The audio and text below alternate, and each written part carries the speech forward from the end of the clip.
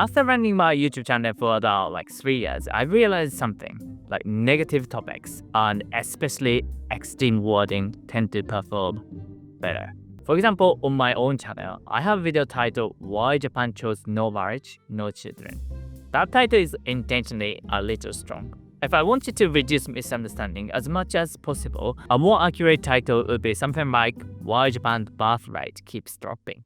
And of course, inside the video, I try to do my part. I explain the context and I use real data so the message doesn't become misleading. But on YouTube, the kind of wording that feels like an instant story is naturally stronger, and that's exactly why misunderstandings can happen so easily. In fact, even with Japan-related videos, you often see bold titles like Don't Move to Japan, and when it comes to topics like romance or relationship or culture, things people love to argue about, this tendency get even stronger. If someone says something like cheating is normal in Japan, that kind of one-side statement spreads first. And to be clear, I'm not trying to argue whether that claim is right or wrong. The point is, when these strong statements spread widely, they can slowly start to feel like Japanese common sense. And I think that's one major reason misunderstanding Japan happens so easily on YouTube. And there's another big factor, the algorithm. This is something I feel not only as a creator, but also as a viewer. Once you watch a few videos about Japan, YouTube starts recommending more and more similar videos, right? The themes start to repeat. Even the phrasing starts to look the same. You get a lineup of strong conclusions like Japan is blah blah blah or Japan does blah blah blah. But of course, even if the topic is similar, each creator has their own story and perspective. So I'm not saying making those similar videos is wrong. The real issue is when those messages show up back to back. At first you might think it's just a coincidence, but after seeing it over and over, you start to feel something like this. If everyone is saying the same thing, then maybe that's just how Japan really like. But as you know, real Japan isn't that simple. It's not one single thing. But of course, when you hear it in words like this, you think you understand. But the algorithm keeps pulling you deeper in the direction you already shown interest in. And before you notice, one specific image of Japan becomes stronger and stronger in your mind. And in this flow, one of the most common things that happens is that Japan gets generalized. Well, to be honest, I do this sometimes too. In my videos, I say things like Japanese people are like this, or Japan is this kind of country, blah blah blah.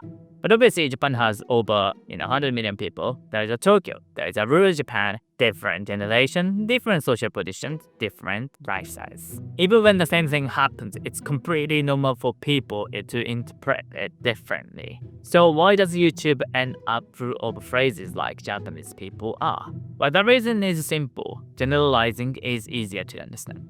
Of course, it would be ideal if we could always explain every condition and exception and details. But if you try to do that, the video gets too long and the message can get scattered.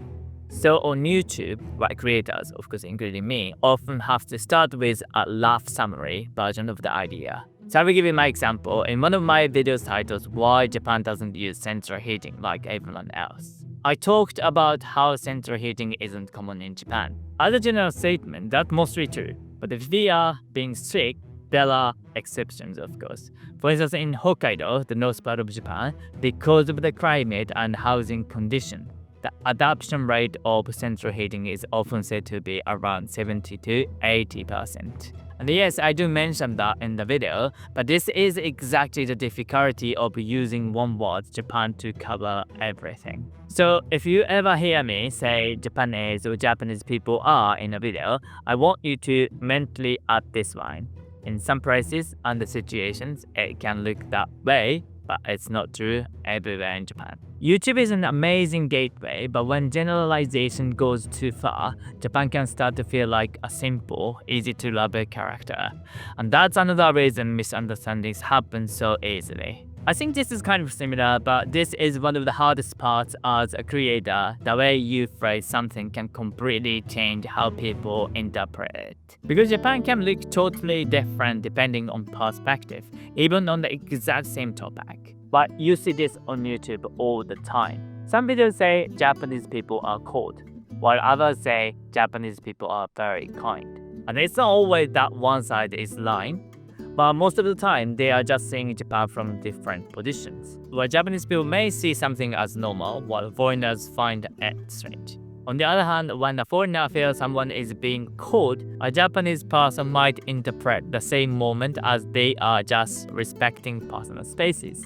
I grew up in Japan, so I know my native perspective probably feels more trustworthy to some people. I do try to research, check the data, and be as accurate as possible, but I also want to say this, honestly. Being Japanese doesn't automatically make someone correct about everything. I'm still just one person, and I can be wrong too. And of course, there are plenty of foreigners who know Japan better than I do. People who have lived here for a long time, for example, or studied it or worked in the field. For certain topics, their perspective can be deeper than mine. So that's why even for one issue, I think it's important to line up multiple perspectives and then decide what you think for yourself. And of course, this isn't just about Japan though. So in the end, the question is, how should we watch Japan-related videos on YouTube? And I'm not trying to tell you there is one correct way to watch, but there are a few small things I personally keep in mind when I watch YouTube. The first one is simple. Enjoy YouTube as a gateway. But honestly, YouTube is incredibly convenient. Even if you are not in Japan, in just a short time, you can feel the atmosphere of the street and you can see, real daily life. So I think watching Japan on YouTube is totally fine. It's actually an amazing starting point. But here's the one thing I try to remember, a gateway is a gateway. It's not the final answer. Like I said earlier, YouTube naturally pushes videos toward easy to understand messages. Titles are short, thumbnails are short, and stronger wording is easier to click and easier to spread. So when you watch a video, instead of thinking, okay, this is the conclusion about Japan, it's healthier to take it as, oh, so this is one version of Japan. Second, I like to use YouTube as a showcase of perspectives. Like I mentioned earlier, Japan can look totally different depending on your position. Even if the topic is exactly the same, it's not necessary that one person is right and the other is wrong. Often the angle and the purpose of the video, are simply different. But I felt this myself many times. A while ago, I thought about making a video like best places to visit Japan. And that is when I realized something. The places I think are so good and the places that many foreign travelers feel like I need to go there can be completely different. But I don't think, of course, that's a problem at all. But both can be valuable information, and that's why even with the same recommendation, the places you choose and the way you present them naturally change. And YouTube is the perfect place to compare those differences quickly. And when you're keeping adding perspective like that, you stop thinking Japan is this kind of country, and instead you start thinking Japan can look like this depending on how you see it. Then Japan starts to feel more three-dimensional. And third, this is the most important one for me. In the end, see it with your own eyes. On my channel, videos about Japanese home series get watched a lot, and thanks so much. I've talked about things like traditional Japanese houses disappearing and how Japanese homes can be cold in winter. I think a lot of people watch that and feel Japanese homes are interesting, or that's so different from houses in your country. But the really interesting parts start after that.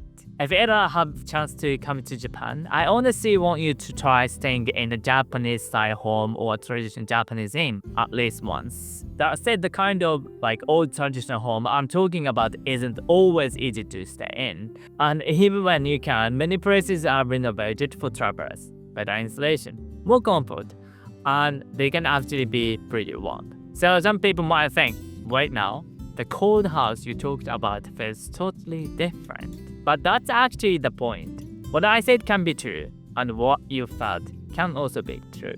When you're experiencing something yourself, the resolution of the information gets sharper, and you gain a new perspective that you simply can't get from videos alone.